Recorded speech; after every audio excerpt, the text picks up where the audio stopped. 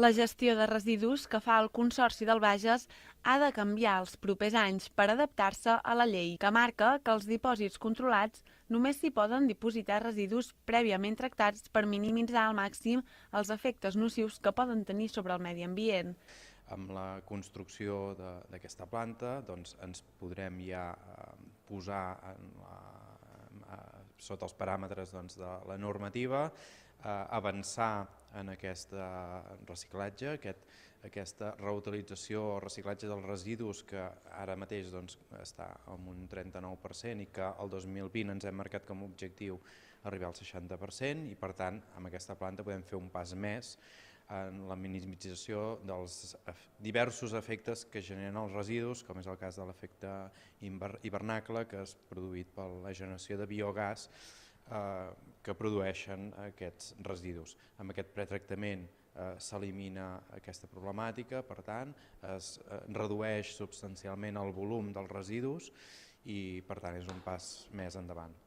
Per aquest motiu s'ha arribat a un acord perquè la Generalitat financi una planta de tractament de la fracció resta que la llei marca com a obligatòria. A canvi, la fracció resta que arriba ara al dipòsit de Bufalvent es traslladarà a Vacarisses perquè es faci el pretractament allà mentre el Bages no disposi de la planta que es construirà al Parc Ambiental de Bufalvent.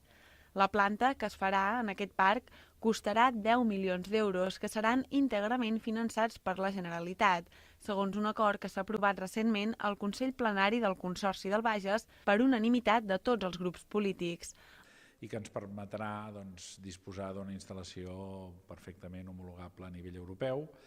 i en aquesta transició haurem de fer algun sacrifici com portar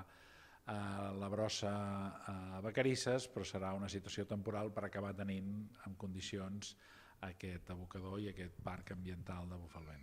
El transport de residus a Vacarisses s'iniciarà previsiblement a principis del 2018 i suposarà uns 6 viatges diaris d'anada i tornada, 6 dies a la setmana. Els camions que faran els trasllats passaran per l'autopista i tindran peatge gratuït, segons s'ha pactat amb el govern català. Es preveu que anualment el Bages enviï unes 45.000 tones de fracció resta cap al Vallès Occidental, on després del tractament perdran el 30% del seu pes i retornaran cap al dipòsit de Bufalvent.